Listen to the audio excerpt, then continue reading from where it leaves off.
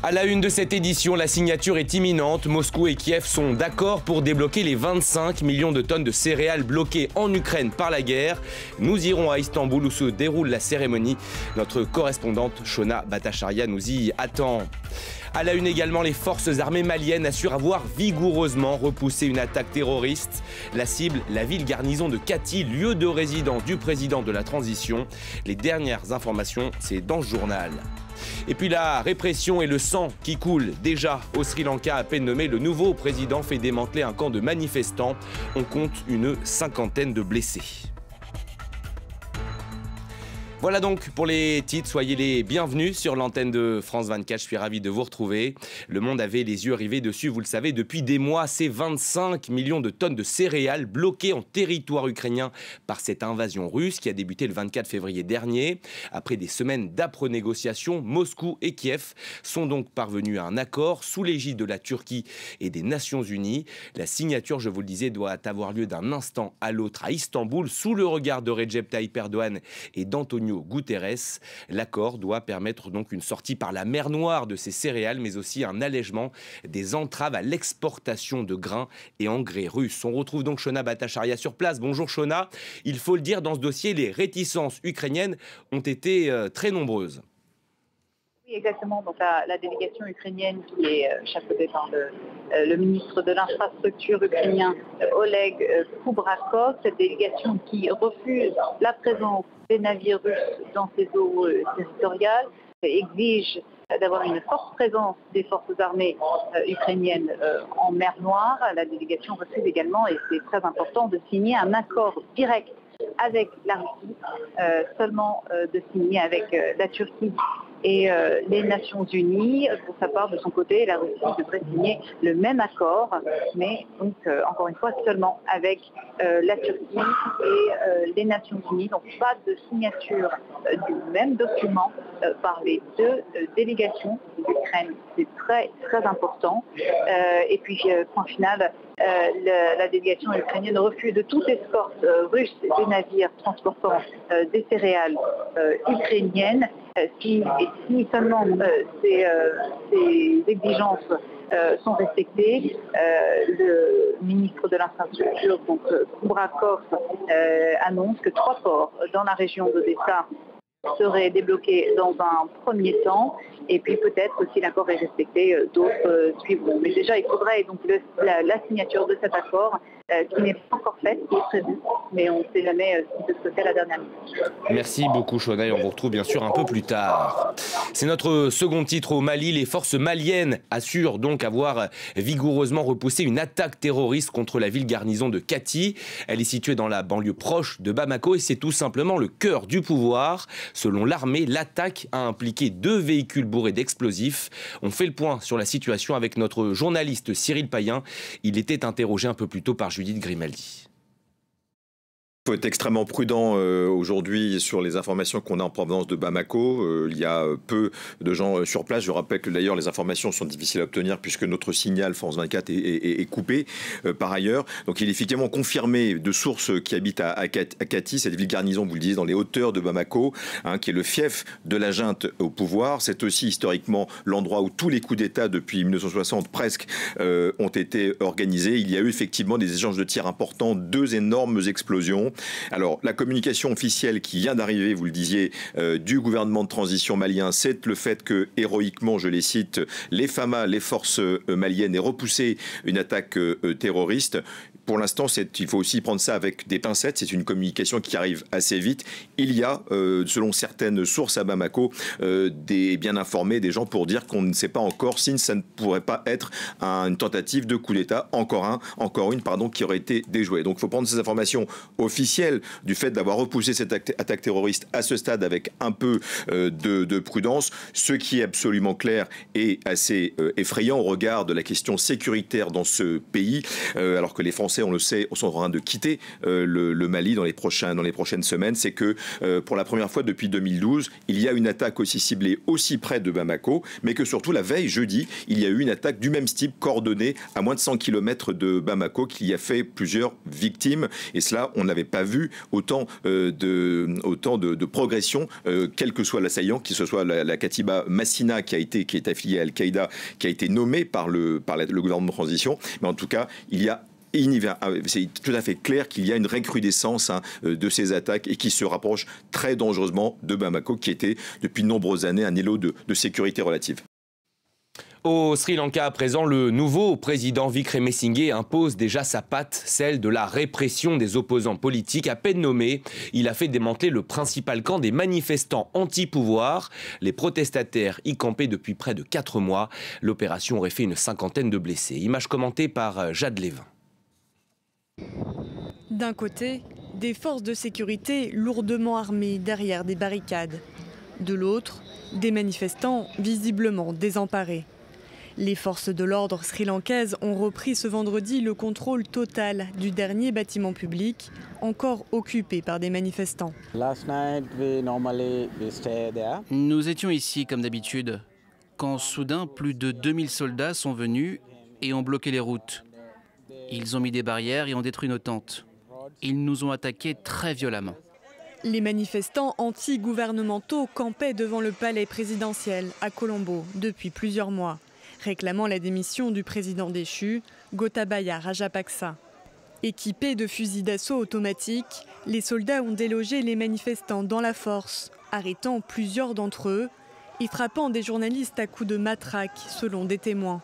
Alors même que le nouveau président Ranil Wickremesinghe vient de prêter serment, ce violent assaut suscite l'inquiétude de la communauté internationale et des mouvements syndicalistes. Ranil, tu ne nous impressionnes pas. Tu commences ton mandat dans l'oppression, dans la menace. Nous allons répondre à toi et tes voyous de façon démocratique et pacifique. Ranil Wickremesinghe avait promis la sévérité contre toute tentative de déstabilisation, en nommant au poste de Premier ministre son ami d'enfance Dinesh Gunawardena, également partisan du clan Rajapaksa. Le nouveau président envoie un message de continuité. Beaucoup de Sri Lankais réclament eux du changement pour résoudre l'une des pires crises économiques de l'histoire du pays, marquée par des pénuries d'aliments, d'électricité et de carburant.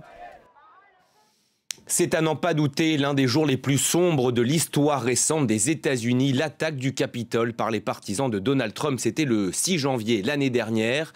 Le rôle de l'ancien président américain est depuis, vous le savez, scruté. Nouvelle audition publique hier soir devant les parlementaires. Que faut-il en retenir? On voit tout cela avec Alice Broga. C'est une audience consacrée à détailler minute par minute les agissements de Donald Trump le 6 janvier 2021.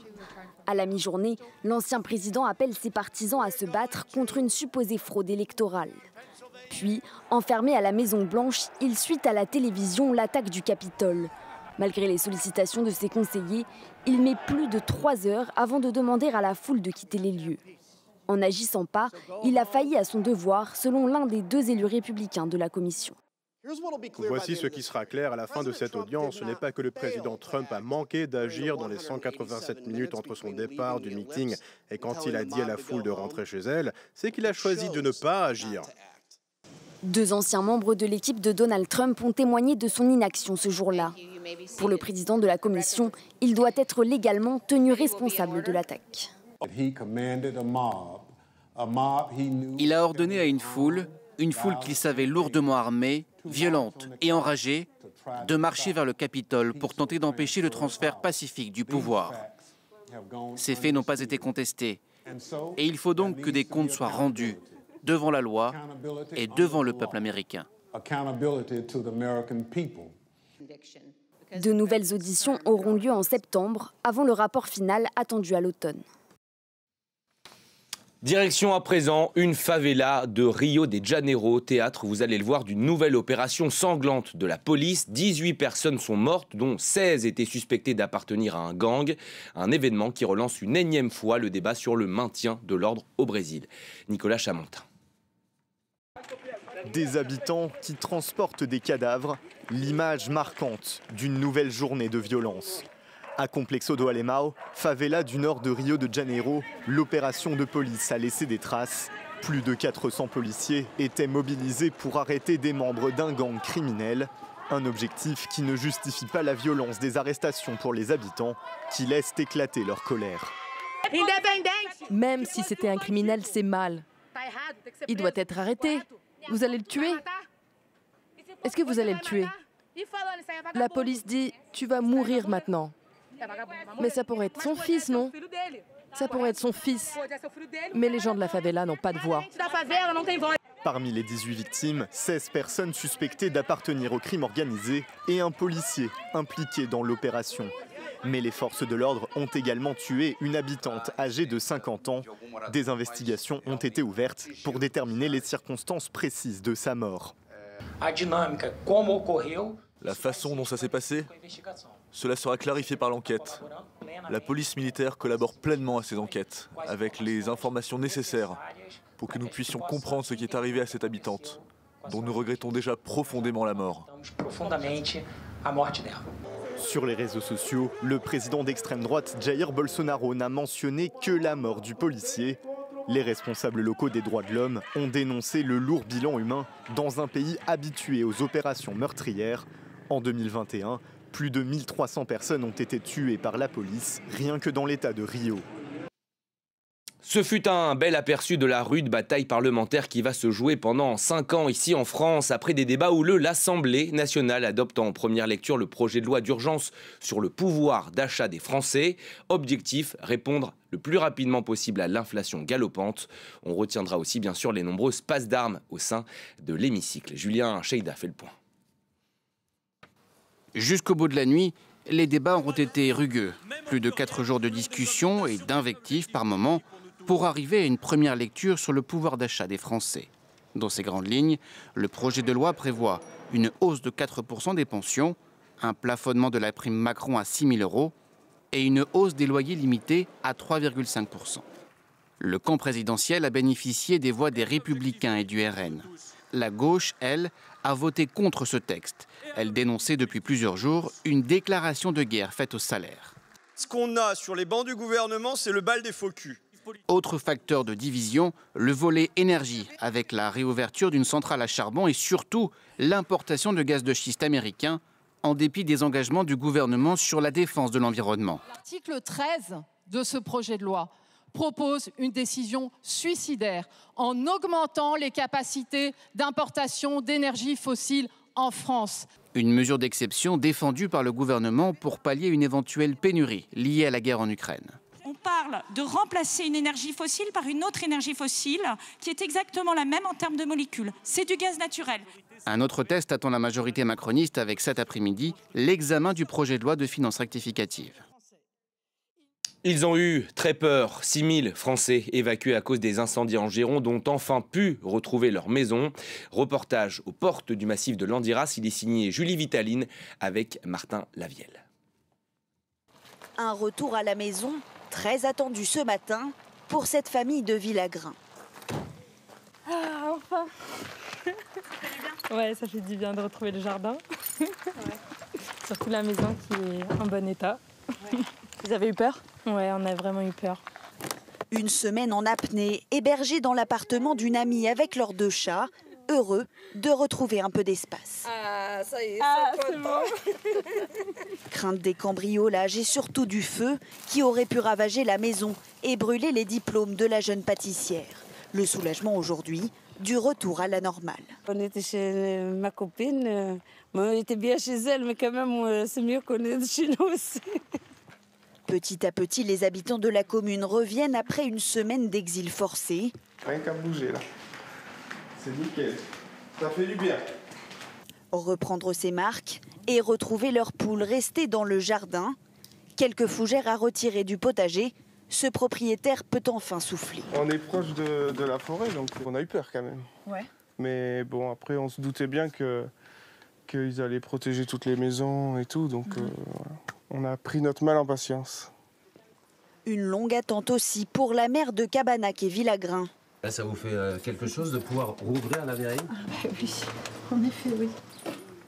Réouverture des portes de l'hôtel de ville hier soir.